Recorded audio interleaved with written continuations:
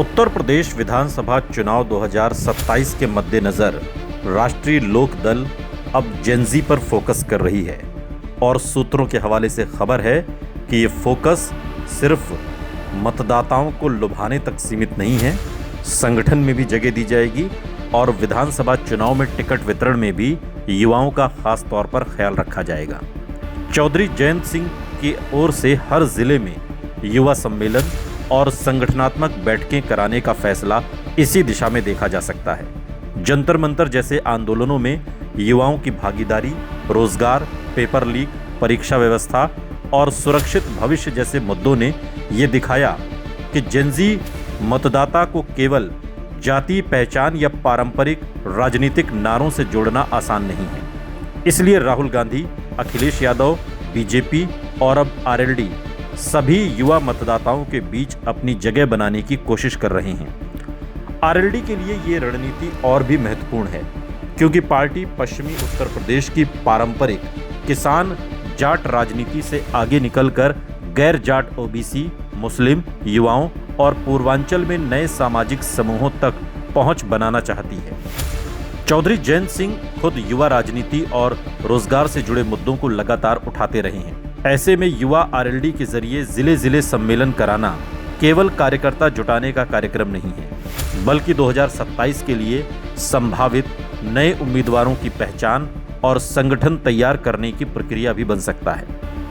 अब सवाल है कि एनडीए में आरएलडी को अगर 2027 में पिछले बार से ज्यादा सीटें मिलती हैं और पार्टी की तरफ से 35 से 40 सीटों तक की दावेदारी की चर्चाएं चल रही हैं, तो क्या उनमें युवाओं की संख्या ज्यादा होगी?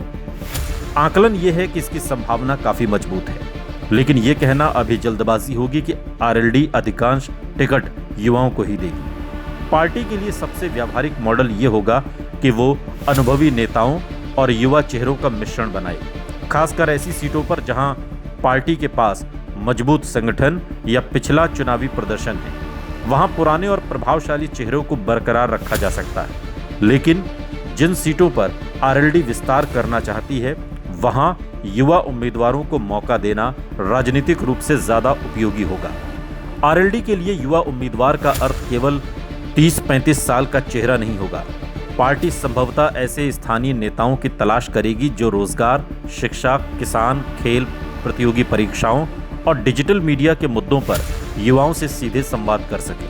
पश्चिमी उत्तर प्रदेश में खेल और किसान पृष्ठभूमि वाले युवा चेहरे आरएलडी के लिए खास तौर पर उपयोगी हो सकते हैं। वहीं पूर्वांचल में पार्टी को ऐसे युवा उम्मीदवारों की जरूरत होगी जिनका स्थानीय सामाजिक नेटवर्क हो सकता है और आरएलडी को केवल पश्चिमी यूपी की पार्टी वाली छवि से बाहर निकाल सके। यही वजह है कि युवा सम्मेलनों को टिकट वितरण से जोड़कर देखना महत्वपूर्ण है।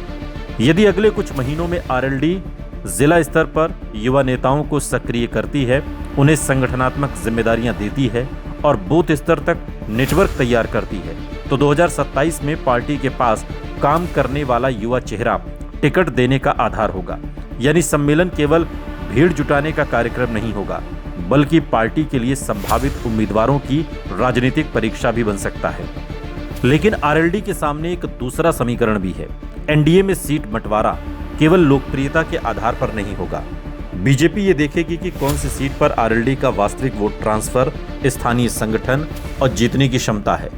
इसलिए जयंत चौधरी को 35 से 40 सीटों की मांग को मजबूत करने के लिए यह दिखाना होगा कि पार्टी के पास हर सीट पर मजबूत उम्मीदवार है। युवा उम्मीदवार इस दावे को मजबूत कर सकते हैं क्योंकि वो संगठन विस्तार और नए मतदाताओं तक पहुंच का चेहरा बन सकते हैं। खासकर पश्चिमी उत्तर प्रदेश में आरएलडी के लिए युवा उम्मीदवारों का प्रयोग काफी दिलचस्प हो सकता है। यहाँ किसान आंदोलन के बाद नई पीढ़ी की राजनीतिक सोच में बदलाव आया है। रोजगार, अग्निवीर, शिक्षा, प्रतियोगी परीक्षाएं, खेल और किसान परिवारों की आर्थिक स्थिति जैसे मुद्दे युवाओं के बीच महत्वपूर्ण हैं। आरएलडी अगर इन मुद्दों को अपनी चौधरी चरण सिंह की किसान राजनीति के साथ जोड़ती है तो पार्टी अपने पुराने वोट आधार को बनाए रखते हुए नई पीढ़ी को जोड़ सकती है। वहीं पूर्वांचल आरएलडी की असली परीक्षा होगी। ऐश्वर्य राज सिंह को प्रदेश अध्यक्ष बनाए जाने के बाद पार्टी ने पूर्वांचल में विस्तार का संकेत दिया है। यहां अगर आरएलडी को कुछ अतिरिक्त सीटें मिलती हैं तो पार्टी पुराने पश्चिमी यूपी के चेहरों के बजाय स्थानीय युवा नेताओं पर दांव लगाना चाहेगी। इससे संगठन को लंबे समय के लिए खड़ा करने में मदद मिलेगी। एक और महत्वपूर्ण बात, जेनजी को सिर्फ उम्मीदवार बनाकर नहीं जीता जा सकता।